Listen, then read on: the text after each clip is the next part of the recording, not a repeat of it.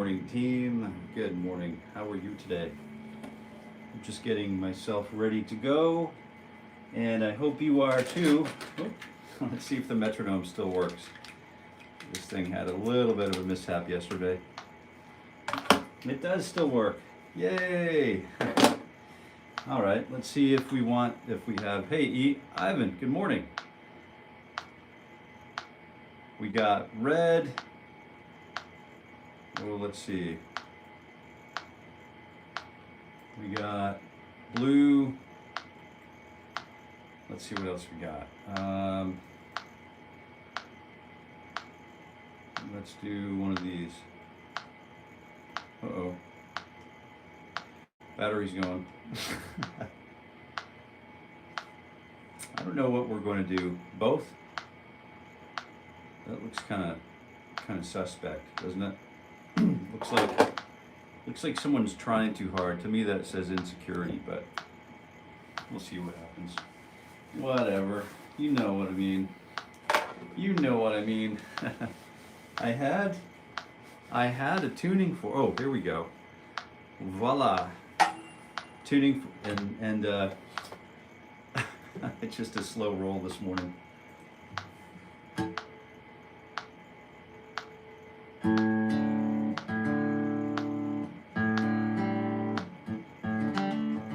Good day, Mr. Haas.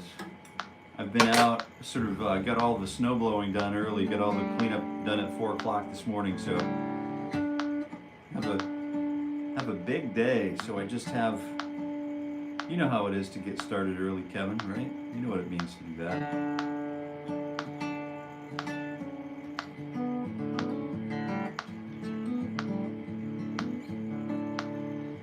There's this one organization we used to I spend a lot of time with, you know what I mean? And there's this thing called the traveling gavel. And it just keeps moving around. It only can go, when it's handed from one person to the next, it can only head eastward, right? It can only move toward the east. So it goes all the way around the world, and then it's sort of a rare little situation, but it is kind of a cool thing.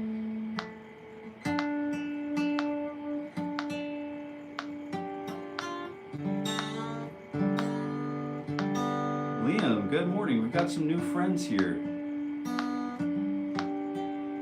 I'm just tuning up. This is my morning ritual for guitar growth. And a lot of us will show up here in the young part of the day. This is Eastern time right here. And I'm here, well, me and Mr. Haas, the guy with the blue wrench in the live chat, we're here every weekday morning at 7:30 a.m. tuning our guitars, stretching our bodies and minds, and working on we're working on finding agreement with this thing. And I don't know if you ever find yourself sort of like fighting with the metronome, but it is something that we want to become friendly with. And there are just some days, like today is going to be a very challenging day for me. For some reason, I can already tell it's going to be just a challenging day for me to like achieve synchronicity with the metronome. I thought about this whilst in the shower this morning. Yeah, I know, it's social faux pas. We don't talk about such things. But I was thinking about this. I thought, what if we do a morning ritual session where we just sit back, don't say a word, and observe the metronome for 1 hour?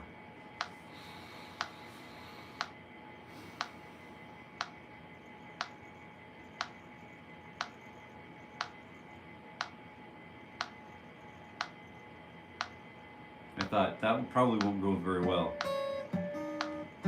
It would go really well, and it would be something that a few of us witness, and you realize then I thought there'd be a pretty good amount of drop off in viewership and friendliness. But I would have left the impression of how important the metronome is. And am I likely to do that? I don't know. You know, I've done things like that before for fairly demanding audiences, and sometimes they're happy, sometimes they're not happy. But when you find you can only control your own happiness and your own joyfulness, that's a different thing. And then you want to let that be disrupted as little as possible. And that's the musician's bane. And I'm going to talk about that as we start working on Mr. Wilden, good morning. M. Fish is back. Hey, how you doing? I'm going to talk about not wrestling with the metronome as it relates to karma or shawarma or chicken vindaloo, or what is it? What are we talking about? No, I'm going to talk about not wrestling with the metronome today. And we'll fight it and we'll battle with it, and sometimes we won't even come anywhere near it, and then we're just like, nope, no thank you. But today we're going to focus on metronomic study. All right, so if you don't mind, can everyone hear the metronome? I know some of us like the metronome and appreciate it for what it is, and I know others of us just we can't handle it at all. We don't want it to be anywhere near us. So if you're one of those people, I'd love to get a few minutes of your time to not convert you, but talk with you about why I think it's important to use the metronome in a day-to-day occurrence, you know. And I think you probably already know why, but let's see, I think we're in tune. So I've got the G chord going, the G, add 9. You know, the other really cool chord I like to check to see if my guitar is in tune is this really cool E add 9, right? So we had the G9 with the G, and then the G sus2, really. It's a G, basically Angus Young's G5, but with the old, I don't know, who's the guy who tours with John Hyatt, Mr. Hyatt all the time? It's Mr. Lovett. You know, they love these, if I had a boat, you know, they love these chords, you know, these wide open, you know, chords that just kind of, they're neither major nor minor, and they're so easy to sing over. 1 E and 2, you can hear the metronome going. We're going to count 4 tags per beat, or I'm going to count 4 tags per beat. You can join me if you like, if you must. 1, 2, E, and T, 4. So we have 1, 2, T, 4, 2, 2, T, 4, T, 2, T, 4, 4, 2, T, 4, 1, 2, T, T, da, diggy, daggy, dee, da, diggy, ding, diggy, ding, diggy, ding, ding, ding, da, diggy, ding, ding, diggy, da, diggy, ding, da, diggy, ding, ding, da, diggy, ding, da, diggy, ding, da, diggy, ding, da, diggy, ding, da, diggy, ding, da, diggy, ding. Dig-a-ding-da, dig-a-ding-da. And if you start thinking in terms of rhythmic values, we can really start improving our ability to reach a climax or a pinnacle within our solo guitar narrations, right? So rhythm and the way we use rhythm helps to elevate into a climactic sort of like experience. In a guitar solo. We're just thinking about this the way Carlos, Mr. Santana talks about it, Mr. Shreve talk about these kinds of things. And so we're starting with the morning warm-up, and we're starting with fingers 3 and 4, 4 tags per beat. Welcome, I'm Jason, your host this morning at the Morning Ritual for Guitar Growth. Don't forget to breathe, because breathing is important. 1, 2, and we're talking about what if you don't wrestle with the metronome? Does life get any easier? Does it get any better? What if you just let the metronome plow over you and turn you into a robot, and all of your humanity and your self-agency is sort of wiped away with the click of a switch? The metronome does, I think it can do that. It can become the principal source of focus, but we're focusing on this so that we can make consistent, rhythmic, responsible, karmic choices. So we want to connect with our music. And one of those ways that we connect deeply with ourselves first, because, you know, charity starts at home, but one of the ways that we start by connecting with the guitar and with ourselves first, and then the guitar, is through the metronomic study, or through the breath, right? And the breath. So, and then, all right. So we're using fingers 2 and 3, and if you're just joining, I wanted to let you know the primary objective here today and every weekday morning is to warm up on the guitar. This is my warm-up time, and my warm-up time is a pressure's time, similar to your warm-up times.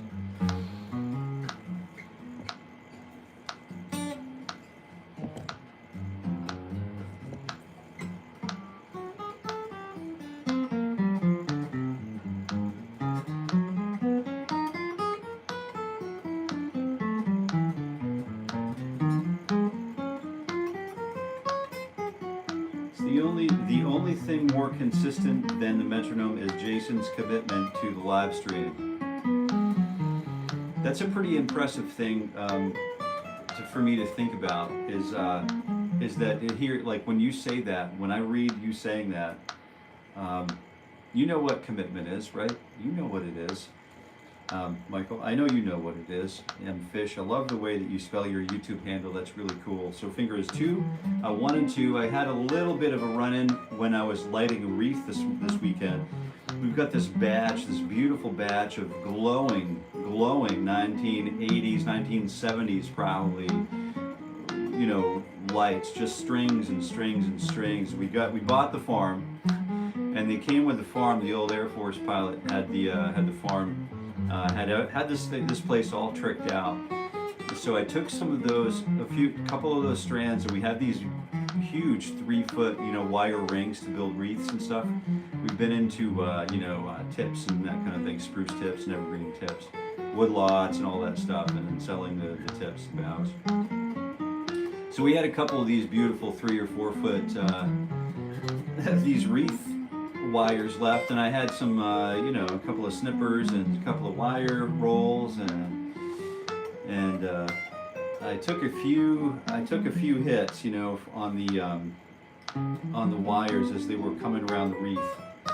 So I was wrapping the wires, wrapping the lighting to the wreath wires, and a couple of the wires went. It's like stringing a guitar. It's like restringing your guitar. You know, sometimes the string goes in, the tip of the string goes in your finger, and you're like, oh, I don't like that. I don't like that. But it happens, you know. It happens. It's okay. So I've got a little bandage on there, and this morning it was a little bit swollen where it had one of the wounds. So I had to put I had to reopen it this morning, apply some antibiotic ointment, tie a Band-Aid around it. Usually I'd just super glue. If we were in the field and we had a laceration, we'd super glue it, you know what I mean? Because you got probably 8 hours anyway before infection really sets in. So then you can kind of get it taken care of. Or duct tape. I've duct taped wounds before. How about you? I'm not saying you should. I'm not saying that's a good practice, but I'm just saying, you know. All right, so we're coming back to the metronome, and I think I'm pretty with the metronome.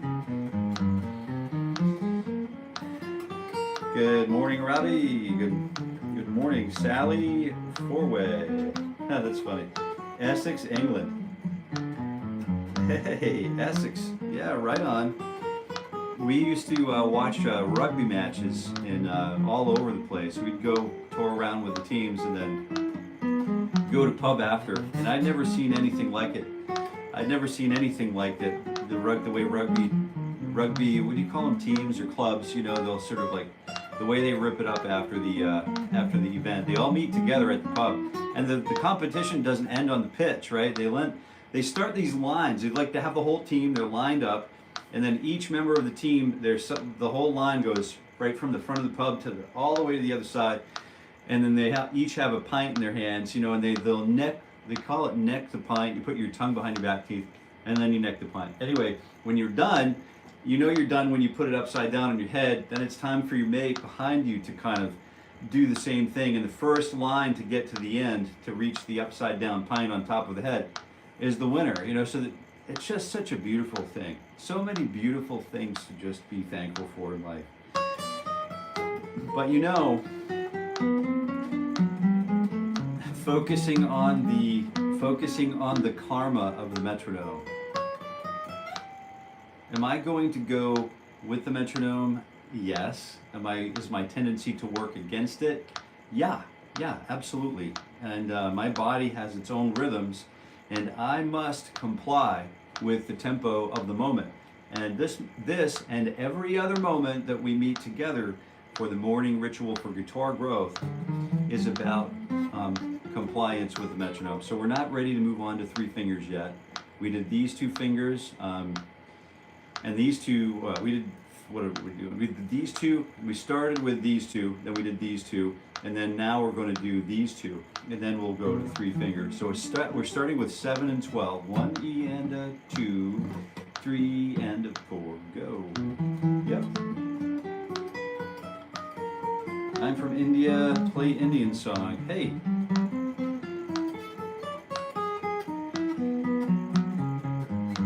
Yeah, be careful, man. You'll get timed out if you ask too many times.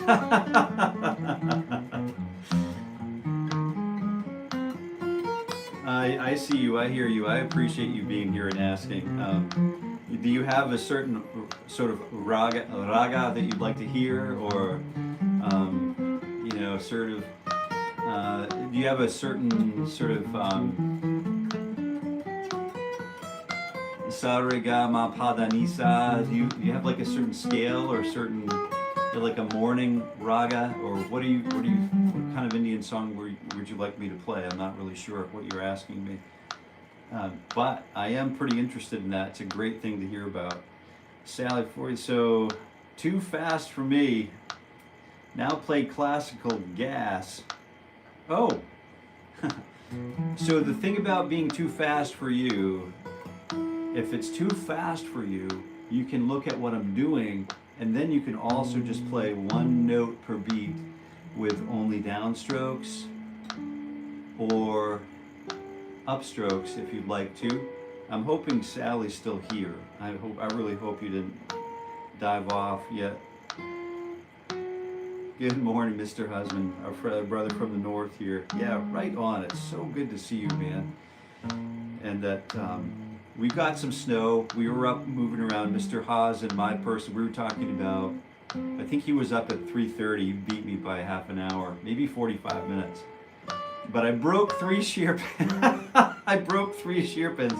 I was coming unglued, man, this morning. I broke 3 shear pins, and I turned around, I looked at the I've got a 60-inch like tiller on the back of the 25D, the diesel New Holland's basically a Ford tractor, and the rototiller, the snow blower is going like this. The whole attachment, like one of the arms, the pegs, kind of like one of the cotter pins, the pins had popped out for some reason. I don't know how.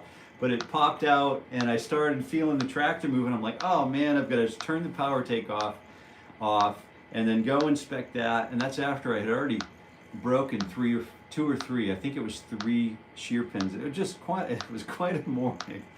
So that's really what the discussion is, Kevin, about the karma and the metronome, and just it's okay to conform to the metronome, because the metronome is the thing that we need to pay attention to.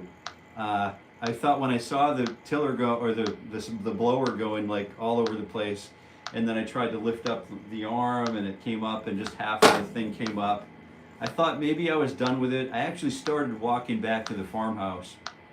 I have my headlamp on, and I thought, nope, nope, I need to take care of the problem, or the problem is going to take care of me. So those things occur. And Wes Montgomery, the late great Wes Montgomery, used to talk about taking care of business. You got to take care of the business, or the business will take care of you, right?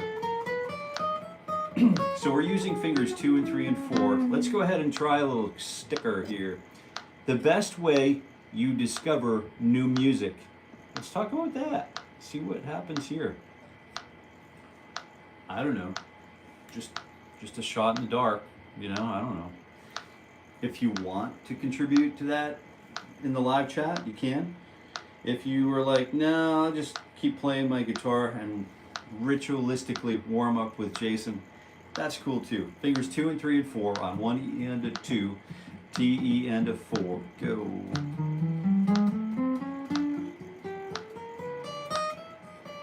Got some digging to get at today. I bet you do. We had, I don't know, we had 4 or 5 or 6 inches, probably 6. The sleet hit, you know, before midnight and sort of compressed it down a little bit, so it looks like 4 inches, 4 or 5. So it was quite a little morning, you know what I mean. But I did get, I brought a cherry table down here.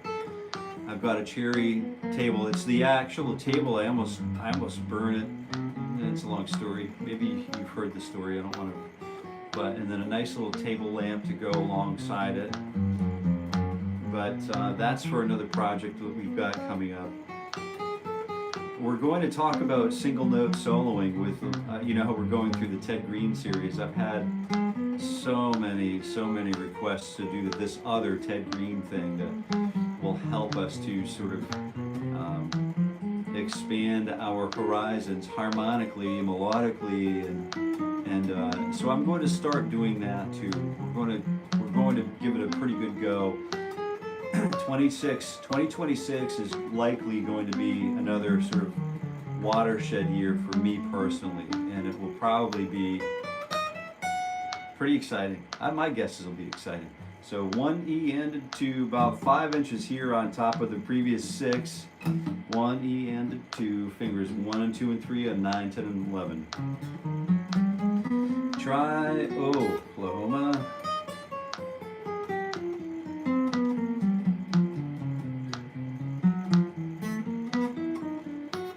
Boy, Kevin, keeping you busy today, Kevin, huh? I'm in Ottawa, just across the St. Lawrence Seaway from New York State. We came over from Vermont in Lake Champlain. We came over from Vermont on the ferry, you know what I mean, on the Isle. What's the Isle? Grand Isle? Is that Grand Isle, Jill? I'll tell you what, what a great community that is. Did I tell you guys the story about the van? We have this Mercedes Sprinter van, and did I tell you the story about the kids in the parking lot on the picnic table at one of these little mom and pop shops on Grand Isle? Did I tell you guys that story? To innovation and use what already exists. David Brown, that's right. That's right.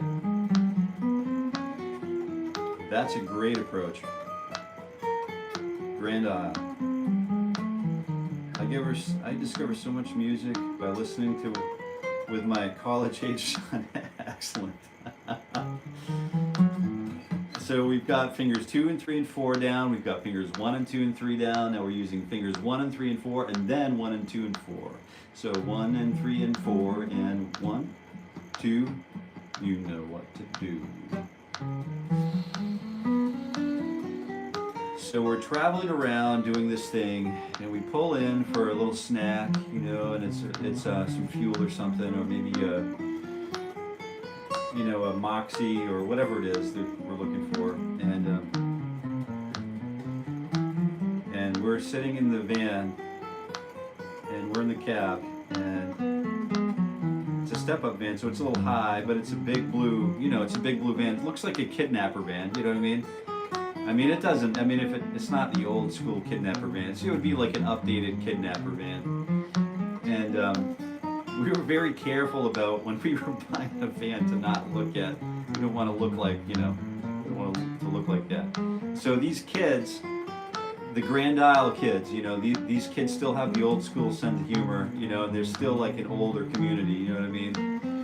They're like 1980, sort of 90s, mid-90s kind of community, and they were young, probably between 12 and 15 and 16 or 17 or something like that, maybe a little younger.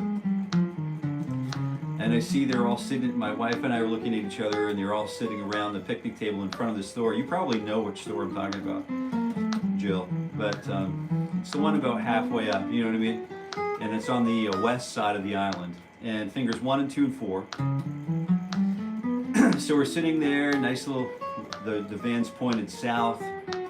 The kids are giggling around, and one of them, you can see, he's looking back at us. And I'm thinking, what's going on? So I roll down the window and just kind of wait to see what's going to happen. Because they're having the time of their lives, and I'm like, man, I miss those days. And one of the kiddos comes up to the van, into the window, and he says, "You got any candy in there?"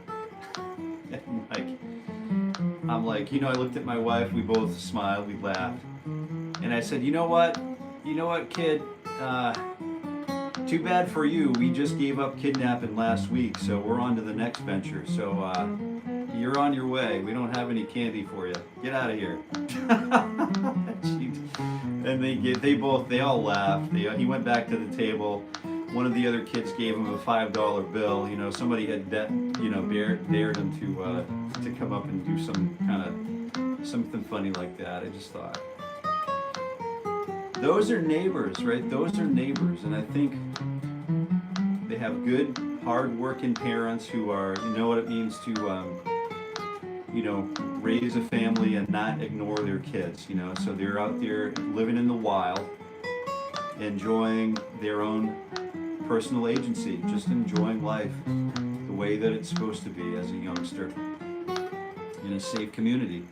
So yeah, that was fun. We love Grand Isle. I'll tell you what a beautiful place to park your van and look out over it looks like you're looking over the ocean some places in the middle of Lake Champlain. But we get on the ferry, and we came over to New York, and then in New York, we were coming up into, at the Niagara Falls, we were coming up into Canada. And then my wife looked at the registration on the dogs, and she said, oh my God, we could probably I don't know if we could get into or out of Canada, because Tuckerman's, one of his vaccines had lapsed or expired, so we didn't get over it. The whole plan was to come back on top of, go around Ontario, kind of do the whole day trip, you know what I mean? Just do a little circle. So we had to change our entire trip just because of one little piece of paper, you know what I mean? Oh, I guess we snuck into the fingers 1, 2, 3, and 4. But good times, anytime you get a chance to hit the road, great American, and that Canadian Route 1 is really something else. That is a long road, Dan. Have you ever driven the whole thing? I can say I've driven the whole thing. From west to east. I headed east across the whole thing. And what a trip it was. That's a long, long road. But beautiful, beautiful farm country up there. Bales of hay the size of chicken barns down here, you know what I mean? Huge bales of mounds of hay. A snack bar and ice cream. I only stop at ice cream shops, you know what I mean? Yeah.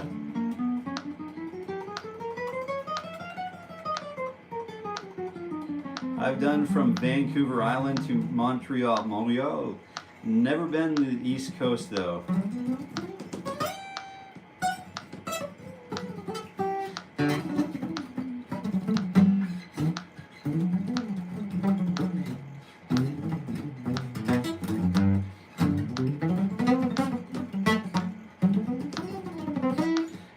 Gotta get the lead out. Okay, it's time for a stretch. I've been sitting here yapping way too long. The best way I discover new music these days is from listening, you know, traveling with my son, like Jill was mentioning. And then I like to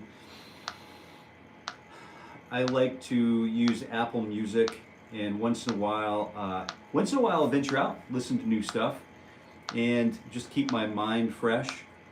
But I like to really dig back and relearn some of the older stuff that I may have missed. Right now, I find myself sort of heading backwards down the number line to the beginning of the blues again, and just trying to find the roots. I hope to make a Joe Bonamassa concert here coming up soon, and I think he's coming to my state, and I'm very excited about it. He might be coming with Government Mule too, which is a real banger of an opportunity. So maybe we'll end up meeting up with Mr. Bonamassa. Would it be something to be on stage with him? What a treat. What a crazy, crazy thing to think about. You never know. One never knows. But one must be ready for anything, for any occurrence.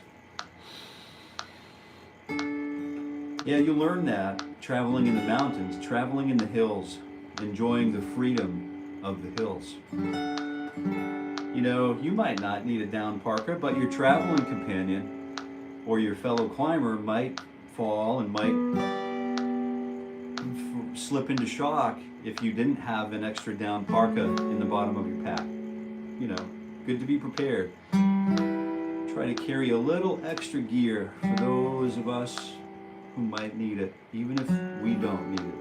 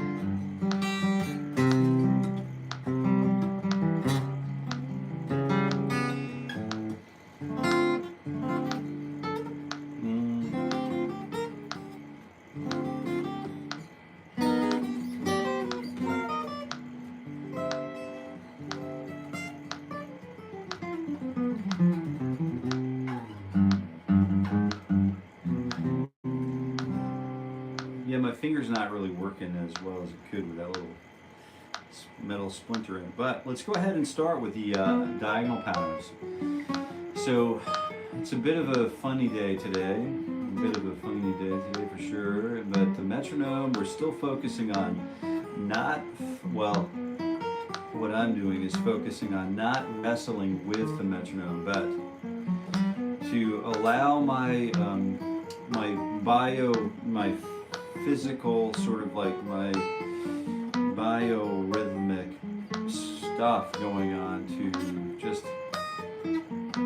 just find that click, you know, and just find that perfect posture, and just find that perfect breath.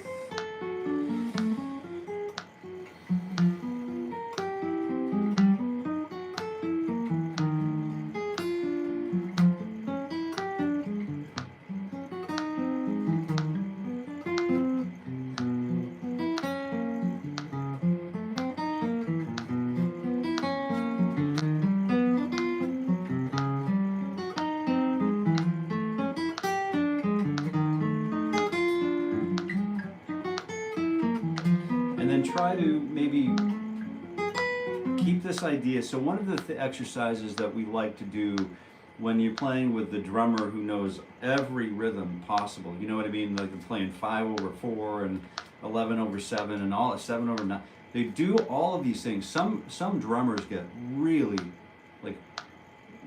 good at understanding polyrhythms, and then you thought you knew where the downbeat was, and then you're like, where did it go?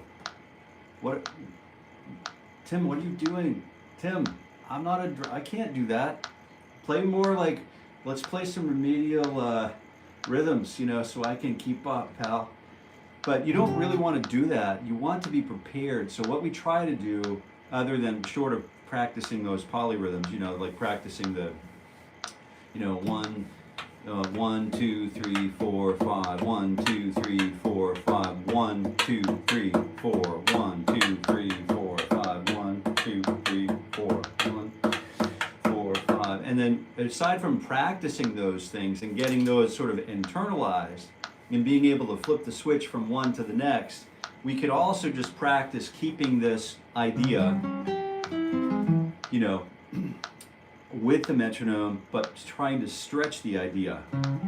So we can, in order to align ourselves more closely with the metronome, sometimes we have to bushwhack our way into the forbidden zone and then just pay a ticket to camp there overnight, just to witness that beauty that no one's supposed to witness.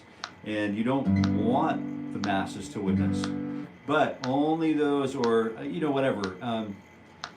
Let's say we have to go against the grain a little bit, I think, in order to find the definition of the grain, right? To like appreciate what it means to have a perfectly quarter-sawn piece of wood, for example. You know, unless you've experienced a flat sawn piece that warps all and twists all over the place and your strings are everywhere, you might not ever experience or appreciate a perfectly quarter-sawn piece of equipment that's well seasoned and well cared for and curated. So the metronome is sort of like that, I think, you know, in an interdisciplinary sort of way. So there's this nice, you know, simple 4 attacks per beat. I'm trying to equally distribute or equitably distribute each attack evenly across that subdivision, that subset of attacks. Otherwise, it would be 1 attack per beat, right? 2, 3, and 4, and then 1, and 2, and 3, and a 4E, and a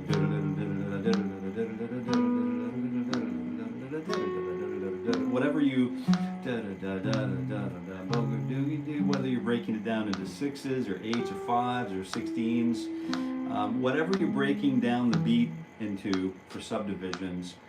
We can also try to forget that, but remember where the click is. Try to focus on the click, but try to not ever really play on it.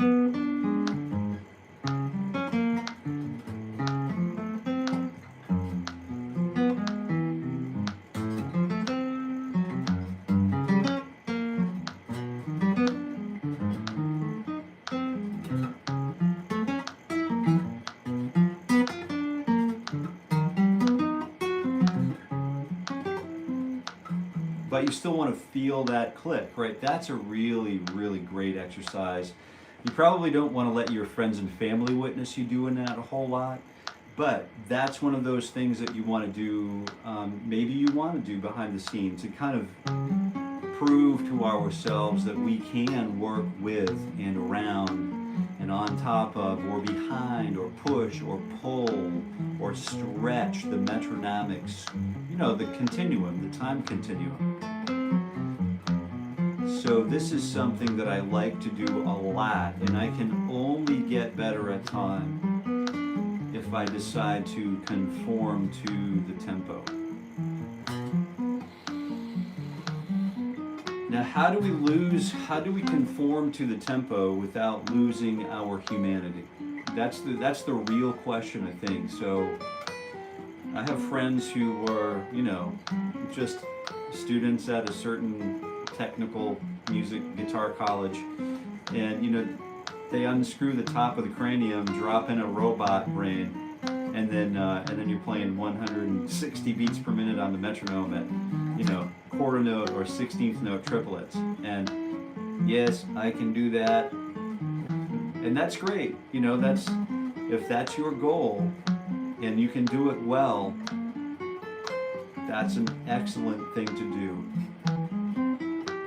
You know, you can enter the Guinness Book of World Records for the world's fastest something or other, and the most accurate something or other.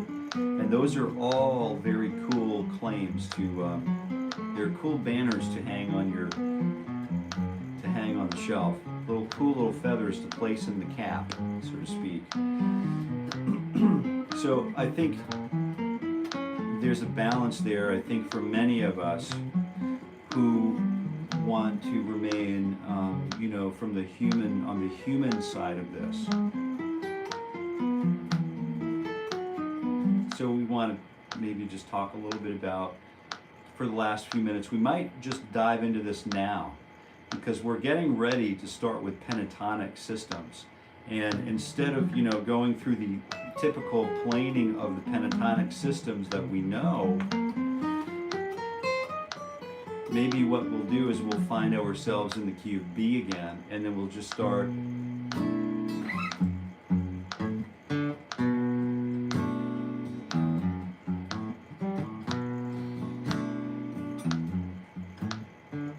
You can hear my strum is kind of like second to the, it's playing second fiddle. So I think the bass line is, it's consuming a lot of energy. It's consuming a lot of, like, for me anyway, it consumes a lot of energy and and a lot of power. And so I short circuit a little bit and just kind of just strum out something that's garbage, in my opinion. So I wanted to do this kind of thing.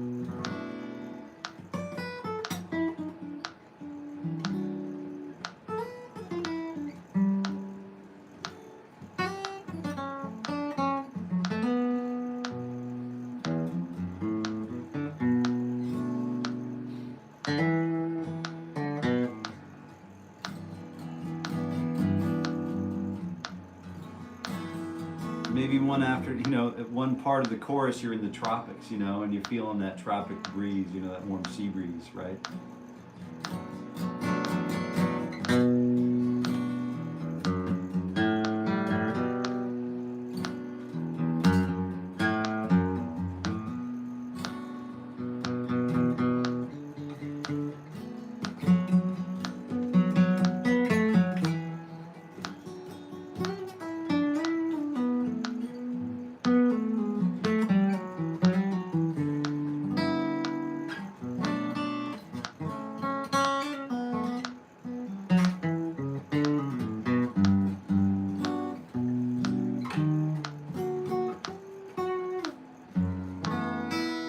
Out of tune.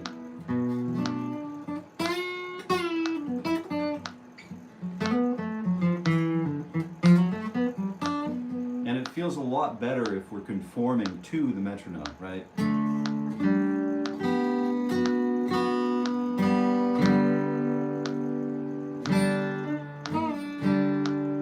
Here's an approach that Thelonious Monk might have taken, right? Thelonious Mr. Monk might take this path.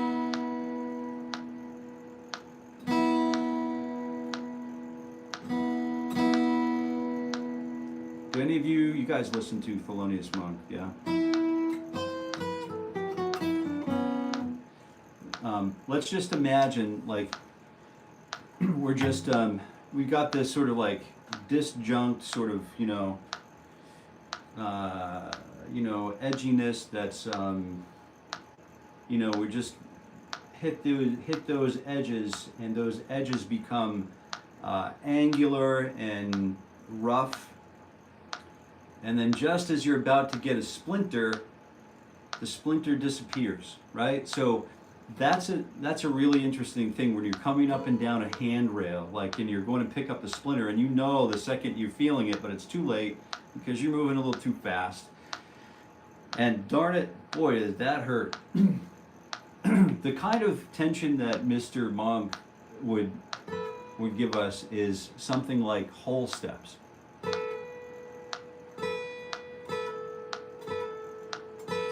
There's that brief moment of tension or half steps, or there's a whole step or a half step. And then the way that that might fit in the middle of a song, right?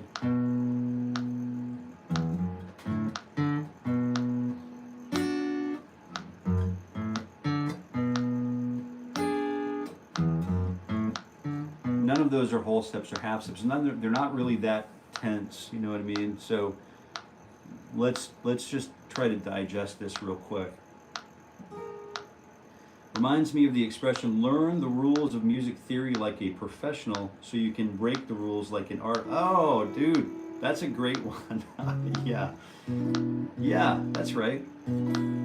That's definitely one of the things I'm aiming for, Dan. No doubt.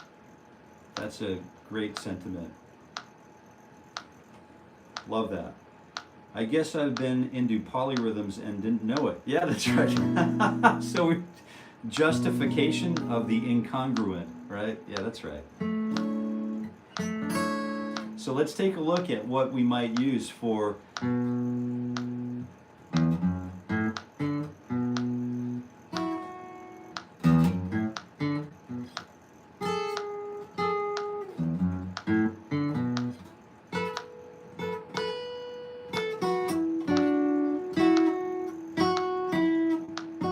this is really kind of cool because now we're trying to figure out where these half steps live in this in the scale, and then do I want to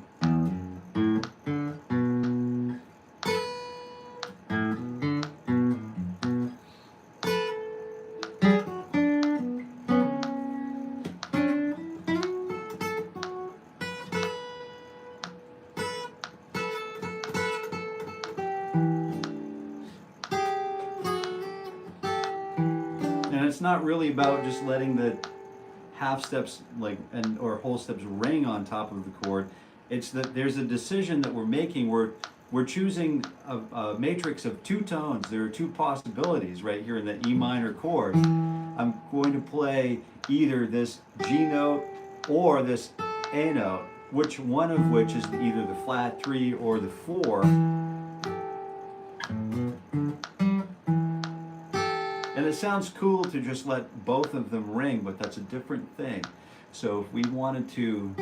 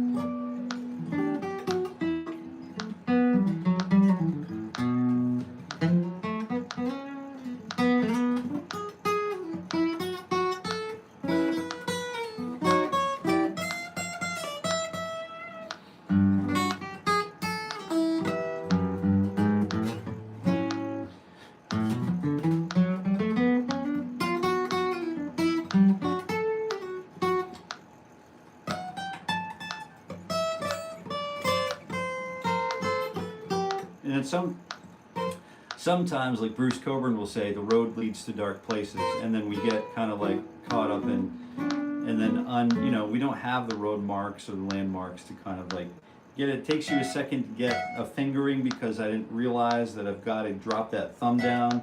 in order to make that thing happen. So that kind of like wrecks the rest of the trajectory.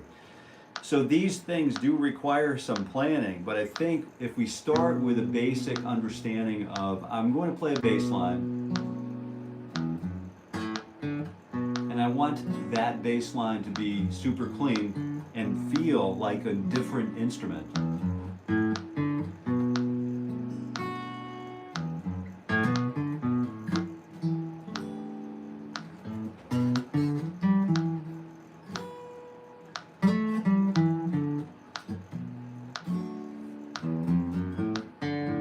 Well, how do we get those things to happen, right? So now we've got to figure out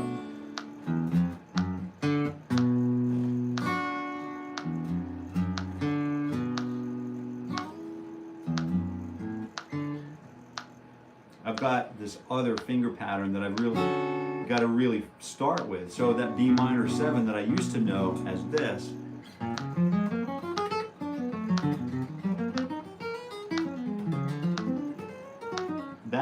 that shape now becomes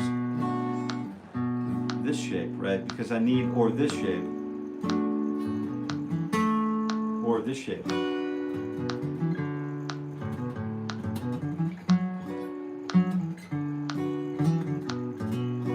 I have to be sort of like willing to move that bass line around so that I can keep that, just be attentive to that, you know, maybe there's a 9, you know, maybe there's a 9 or something. And that's a little more challenging to hold. So I've got to find these voicings.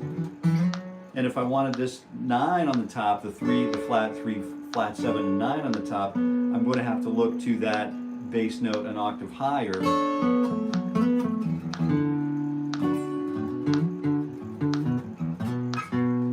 And then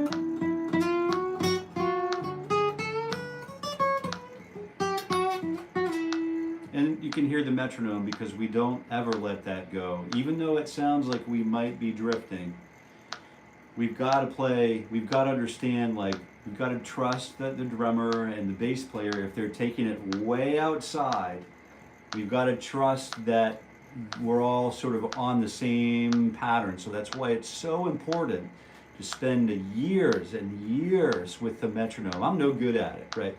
But if you wanted to really listen to some of the world's best metronomic and musical genius minds on the planet, you could listen to George Garzone and the trio that he fronts with his horn called The Fringe. We've talked about The Fringe before. But now we're coming back in a cyclical sequence, and we're revisiting Mr. Green flashbacks. we're definitely revisiting this, and I don't want to scare anybody. But go listen to The Fringe if you can locate them on the internet, on YouTube. I don't know if Apple Music. There's a record called Return Neanderthal Man.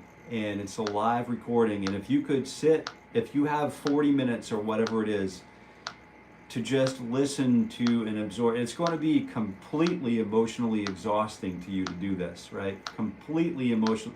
After the first, 5 minutes, you're like, your eyes might roll back in your head. But these people are right on the metronome.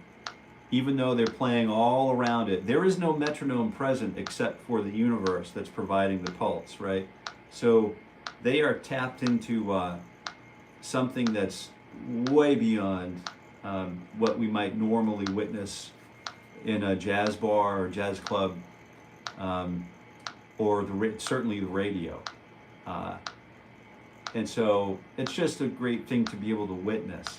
And I'm, you know, not, I guess I'm a fan, but I'm just observant of what exactly it is they're doing is something that's very, very high level communication. We're talking like, you know, command center, you know, mission control, you know, sending data or feedback in real time, analyzing readouts and, you know, to deep space. We're talking that kind of musical communication has been established here on Earth, you know, by Kurt Rosenwinkel's really great at sort of doing that, getting there. He's a modernist at doing that. But the Fringe, you got to check out the band The Fringe, you know. Just check it out. If you do check them out and you feel like you want to talk to me about it, you can email me with any feedback at grow, or you can use grow, Grow, or Jason at jasoncareyguitar.com, and I'd love to talk. Drop your phone number and we can just get on a quick phone bridge and talk about it. Like, it's so exciting to me to be able to share something like that with you. And yeah, so we'll just leave it there, but we have this really nice, do you know where I was at on the song? Because I was still playing a song while I was talking to you, and even though I'm not really playing, this is where, if you go back and rewatch this, and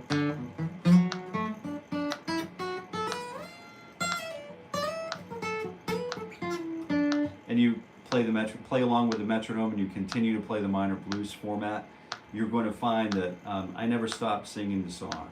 I try to keep that metronome, even though I'm just seemingly talking about something else, I try to keep the metronome, that pulse alive. And anytime I start to get away from that pulse, you can feel it, and it's time to be more observant of the things around us, right? All right, anyway, good morning. Matt, click. Ah, I see. Turn off that clock. All right, Mr. Green feedbacks reminds me of the expression "learn the rules." Yeah, that's great. That's a great musicism. So let's just kind of work through the bass line.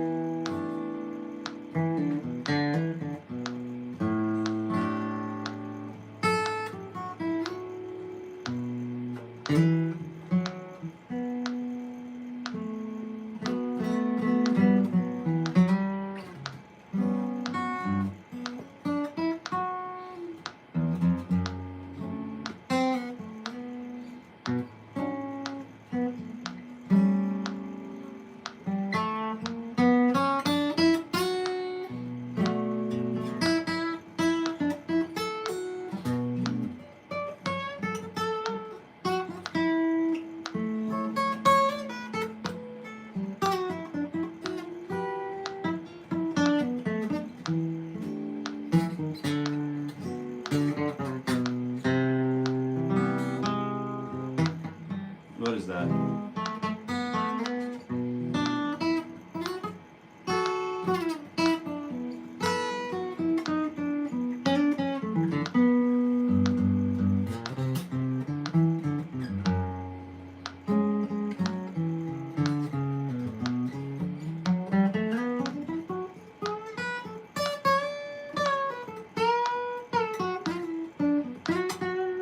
I think that's about it for today.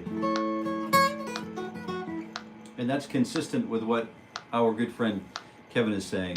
So again, thanks for sticking around for this wild session. Today was just a little bit different, but that's okay. I know I had fun, and I hope you had some fun too. And I hope you have some fun exploring some new avenues and some new directions. If not now, certainly those things will continue along in the, in residual memory, and eventually you'll find your way to listen to Mr. Garzone and the Fringe. It's one of those things you want to have the volume. Be sure that you either have a really good set of headphones or You've got a good, you place yourself appropriately with a hassock, a nice hassock or ottoman, and you're comfortable for 45 minutes just to absorb something new, because it's really exciting. And you have to plan for those events. It's not passive listening at all, right? So we have to plan for those sort of events. And it's great to invite family, but setting it up, it's really important that if you invite a fellow listener, it's important to discuss ahead of time. For me, the main idea here is to listen, and then we can talk after, right? We listen, and we can't listen if we're speaking, right? So this is a great learning exercise for young people. Maybe we can, anyway, I'm hoping you have some fun with it. Let me know. I'm really curious about the results if you have some. Until we meet again, I wish you happy picking. Thanks, Kevin. Thanks, everybody.